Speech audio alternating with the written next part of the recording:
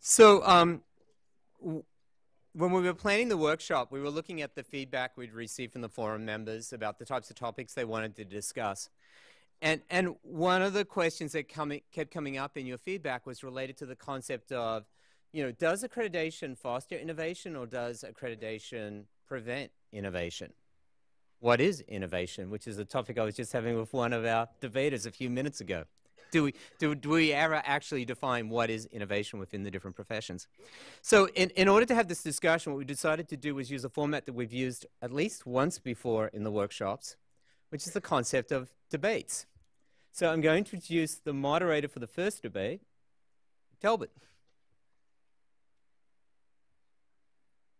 Good morning. Rick Talbott. I'm the Dean of the College of Allied Health Professions at South Alabama and the past president of ASAP, and the strongest violator of the control of time of any of the previous debaters, which is why Patricia, I think, assigned me to introduce this to see if I'd learned any lessons from the previous one.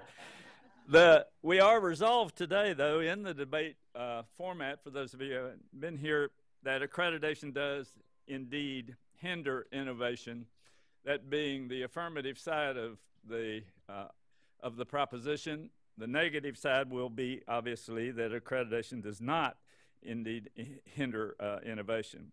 As in the past, and we will use the timer to keep track of the time that's allocated to the debaters.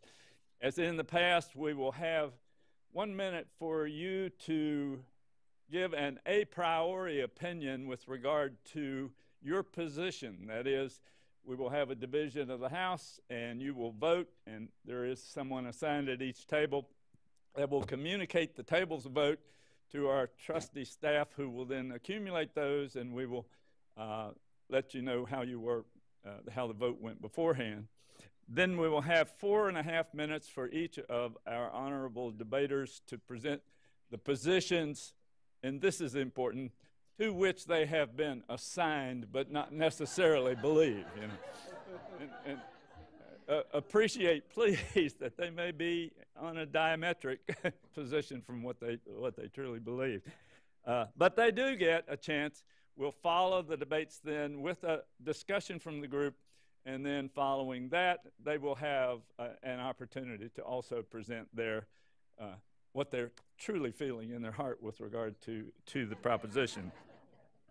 I will say, for full disclosure, we did apply for accreditation from the National Institute of Intercollegiate Debate, but we're 15 minutes late, and therefore we were refused the accreditation of this of the proposal. So, without further ado, I'd like to introduce the affirmative position, and Dr.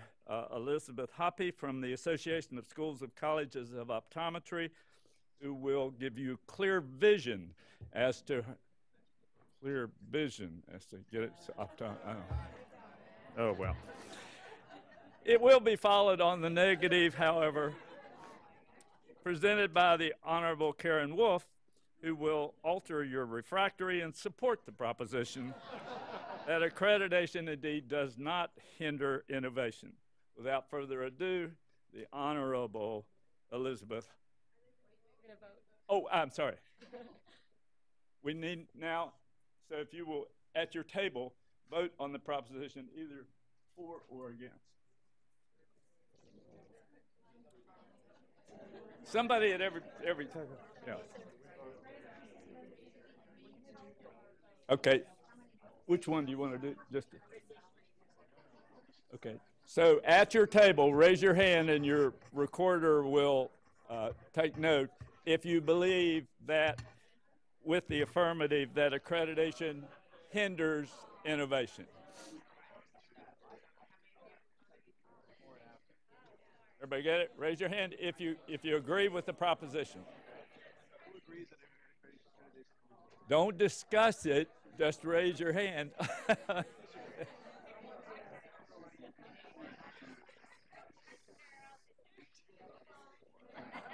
All right, now raise your hand if your belief is the second, that it does not hinder innovation.